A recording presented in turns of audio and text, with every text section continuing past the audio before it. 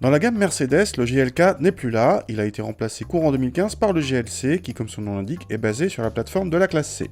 Par rapport au GLK, le GLC est beaucoup moins anguleux, plus élégant et bien mieux armé pour aller jouer avec ses concurrents principaux, les Audi Q5 et BMW X3.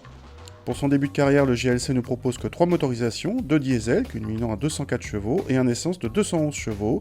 Tout s'impose à la fois à la transmission intégrale et à la boîte automatique à 9 rapports, une version 2 roues motrices arrivera un peu plus tard. A l'intérieur, on retrouve logiquement la planche de bord de l'actuelle classe C avec ses 3 aérateurs centraux ronds, son grand écran central façon tablette mais non tactile, et une belle qualité de présentation.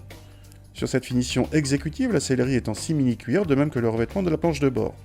À l'arrière, l'habitabilité est généreuse pour des adultes, même assez grands. Le coffre atteint 550 décimètres cubes selon Mercedes, soit autant que les X3 ou Q5, mais nos mesures indiquent que celui du GLC est plus grand. On apprécie la commande qui libère automatiquement le dossier de la banquette. Déjà essayé en diesel, le GLC s'était révélé silencieux, une qualité qui se retrouve évidemment dans le modèle essence, y compris à haute vitesse sur autoroute. Les 211 chevaux sont tirés d'un 2 litres turbo qui reprend facilement à bas régime, les relances sont faciles et la boîte automatique à 9 rapports donne toujours l'impression qu'on est sur le bon rapport.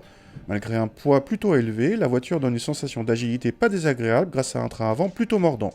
Dans notre configuration avec roue de 18 pouces sans suspension pilotée, le GLC offrait un bon niveau de confort. Côté consommation, Mercedes annonce 5 de moyenne et 152 grammes par kilomètre de CO2, un bon score dans la catégorie. Question tarif en revanche, le GLC joue les stars, notre modèle d'essai vaut 48 700 € hors option, c'est aussi cher qu'un X3 28i de 245 chevaux, lui aussi en 4 roues motrices et avec boîte auto.